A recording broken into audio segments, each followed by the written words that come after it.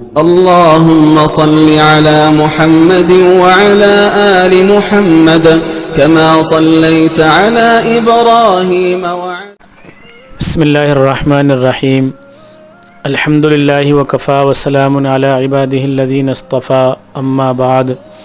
محترم ناظرین، السلام علیکم ورحمۃ اللہ وبرکاتہ. اسرار رحمت آف انڈیا چینل میں آپ سب کا خیر مقدم ہے. ہماری یہ مختصر سی ویڈیو کلپ سوالات اور جوابات کے اوپر مشتمل ہے. پہلا سوال ہے محمد راحت عمری سے.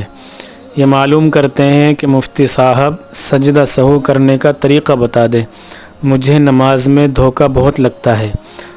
سجدہ سہو کرنے کا بہت آسان طریقہ ہے. وہ یہ ہے کہ قاعدہ اخیرہ میں تشہد پڑھنے کے بعد دائیں طرف سلام پھیر دیں اور 2 سجدے کریں.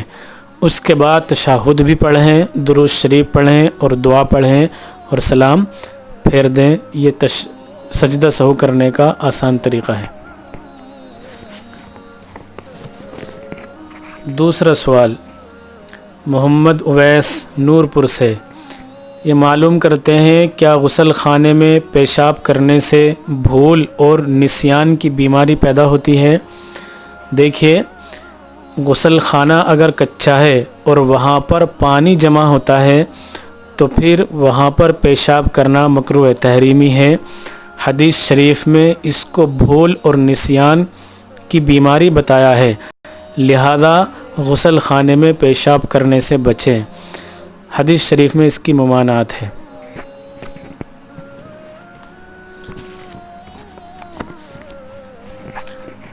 تیسرا سوال کفیل احمد نور پور.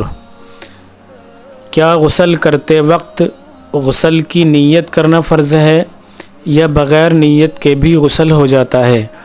دیکھیے، غسل کرتے وقت نیت کرنا فرض نہیں ہے بلکہ نیت کرنا مسنون اور مستحب ہے.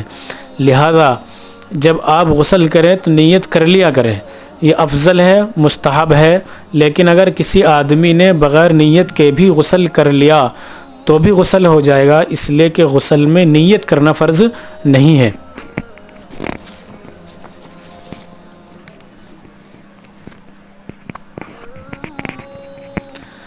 چوتھا سوال فردوس خاتون نور پور سے.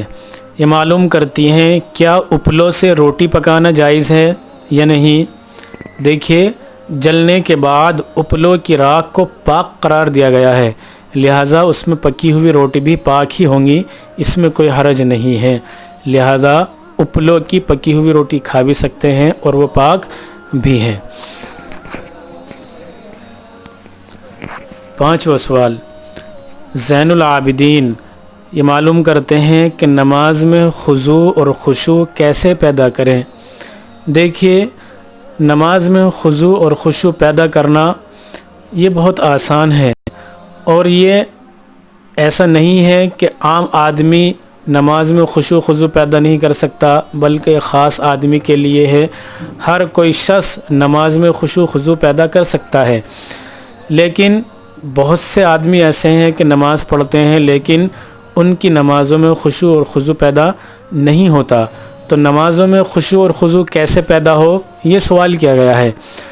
تو اس کا بہتر طریقہ تو یہ ہے کہ جب آپ نماز کے لیے جائیں تو اپنے ذہن کو بالکل مستحضر رکھیں کہ میں ایک بہت بڑے عمل کو شروع کرنے والا ہوں.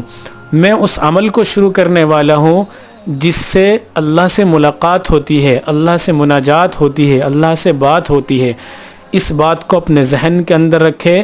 اسی کو استغراق کہا جاتا ہے، یعنی نماز میں اتنا منہمک اور مشغول ہو جائے، گم ہو جائے کہ اسے دنیا کی خبر ہی نہ ہو. دوسرے، ہماری جو نمازیں ہیں ان میں خشوع اور خضوع پیدا کیوں نہیں ہوتا؟ اس کی وجہ یہ ہے کہ چونکہ ہم گناہوں کے اندر بہت ہی زیادہ ملوث ہیں. جب تک ہم اپنے آپ کو گناہوں سے دور نہیں کریں گے اور اپنے دل کو صاف نہیں کریں گے، اس وقت تک ہماری نمازوں میں خضوع اور خشوع پیدا ہونا مشکل ہے.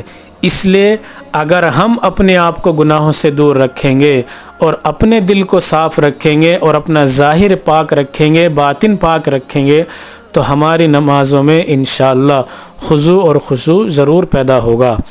اللہ ہمیں عمل کی توفیق عطا فرمائے۔ وآخر دعوانا الحمدللہ رب العالمین۔